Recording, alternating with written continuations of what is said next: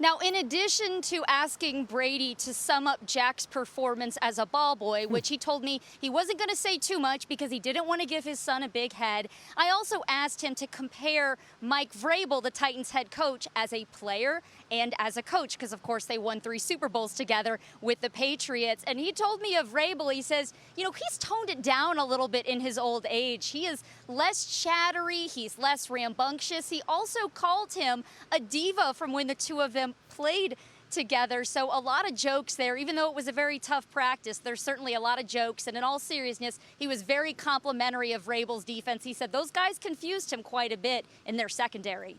Yeah, really interesting. I'm trying to figure out, Jenna, how Vrabel could ever be a diva. And I wonder what Vrabel would say about Brady right now in his old age, if he's calmed down at all, because I bet he would say he hasn't. Thanks so much to Jenna Laine for joining us there. The Buccaneers offense surged in the second half of last season, ranking top 2 in the league in points per game, yards per game, and efficiency from weeks 10 through 17.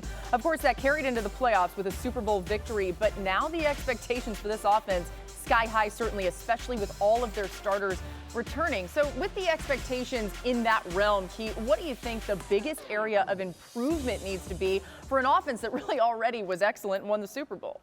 Well, I think, Laura, when you look at it, the second half of the season, much like you mentioned, you talk about the efficiency, the scoring of points put on the board. That's what you're going to see. You're going to see a team that now doesn't have to worry about the offseason, getting together, helicopters flying over Brady practices. They're all together now. So whatever little bit that they didn't have in sync last year during this time, they'll pick up and they'll be able to do. You won't see Brady throwing the ball 50 times a game or holding up 5 fingers because he forgot something. That won't take place. And I think a lot of people don't realize that when you have new cast of characters joining you, the Leonard Fournettes, the Antonio Browns, the Gronkowskis, and other guys, they are not in sync. And now all of a sudden they're together at the start of the season. They won't be nearly as rusty as they were a year ago.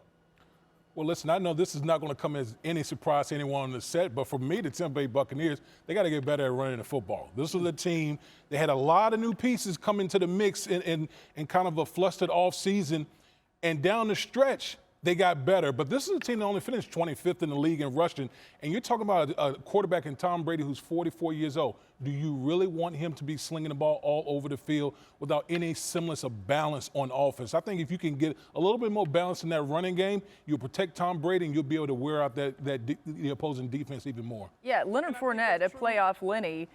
What, Key, what? I was going to say, I think that is true about the running game. Leonard Fournette finally kind of settled in because at the beginning of the year, remember, they didn't know if it was Ronald Jones or Leonard Fournette who they wanted to carry the ball. And then eventually, Leonard Fournette kind of stepped up and became almost like the every down back for them. You know, D. Wood, Key just said exactly what I was going to say, so whatever, Key. Oh, sorry, I read your notes.